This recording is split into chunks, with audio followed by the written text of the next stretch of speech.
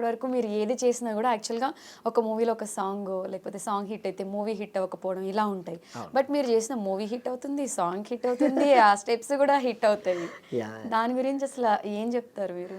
అంటే నేను చేసిన ప్రతి సాంగ్ హిట్ అవుతుందంటే, ఆ హిట్ సినిమాలో నేను ఉంటున్నానండి. హ్మ్. అంతేగాని ఇప్పుడు నేను చేయడం వల్ల హిట్ అవ్వడం అలా ఏం కాదు గానీ, ఆ హిట్ సినిమాలో నేను ఉంటున్నా అంతే. అది డైరెక్టర్స్, ప్రొడ్యూసర్స్, హీరోస్ వాళ్ళ వల్ల అది హిట్ అవుతుంది. అందులో నేను ఒక పార్ట్ అవుతున్నా. అది నాకు చాలా హ్యాపీ అనిపిస్తుంది. నార్మల్‌గా ఏంటంటే ఒక హిట్ సాంగ్ చేయడం వేరు. హిట్ సినిమాలో హిట్ సాంగ్ రావడం అనేది వేరు. హ్మ్. సో, అది 2 నాకు కలిసి రావడం అనేది నాకు చాలా హ్యాపీ అది. హ్యాపీ.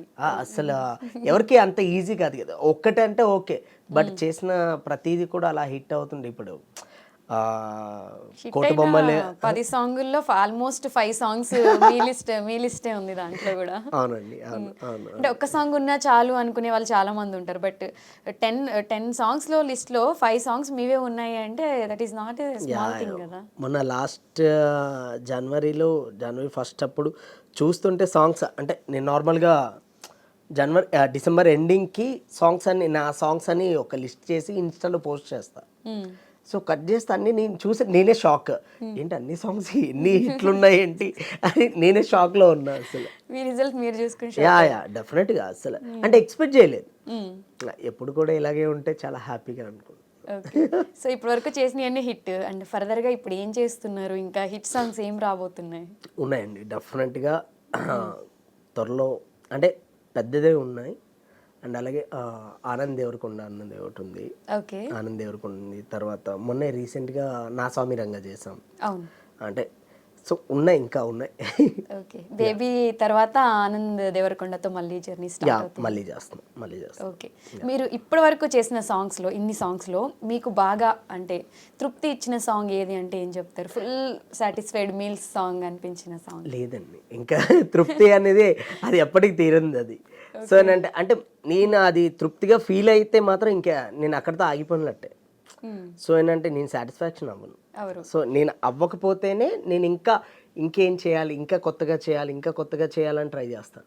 ఓకే. ఇది చాలా చేశానని ఫీల్ అయితే ఇంక అంతే. హ్మ్. డన్. అక్కడితో డన్.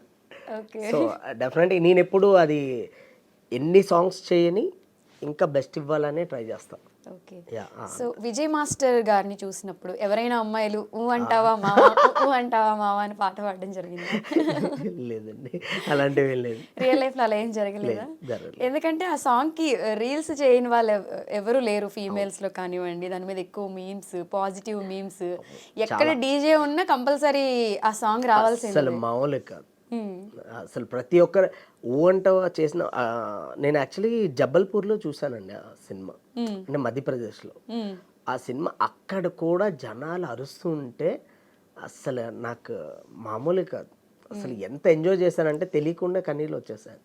ఓకే. ఆనంద్ బాష్పాలు అంటారుగా అవి వచ్చేసాయి అసలు. Happy tears. Yeah! Okay.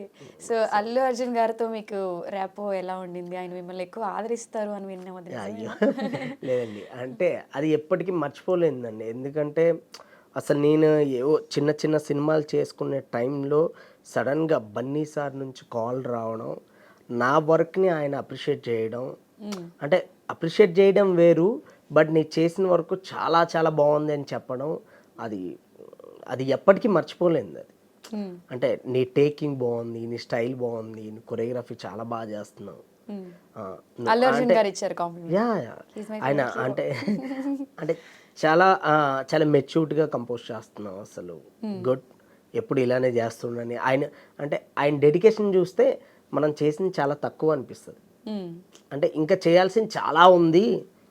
So, ఆయన అంత పెద్ద స్టార్ అయ్యుండి, ఆయన ఇప్పటికి ఎంత హార్డ్ వర్క్ చేస్తారంటే, చేసిన ప్రతి షాట్ దగ్గర ఆయన వెయిట్ చేస్తుంటారు. హ్మ్. అంటే ఇంకేమైనా ఆడియన్స్‌కి ఇంకేం కావాలి హ్మ్. అని ప్రతి దగ్గర కూర్చొని ఆయన ప్రతీది చాలా డీటెయిల్‌గా ఒక్కసారి మార్నింగ్ సెట్‌లోకి వచ్చారంటే ఫినిష్ అయ్యేంత వరకు అక్కడే ఉంటారాయన.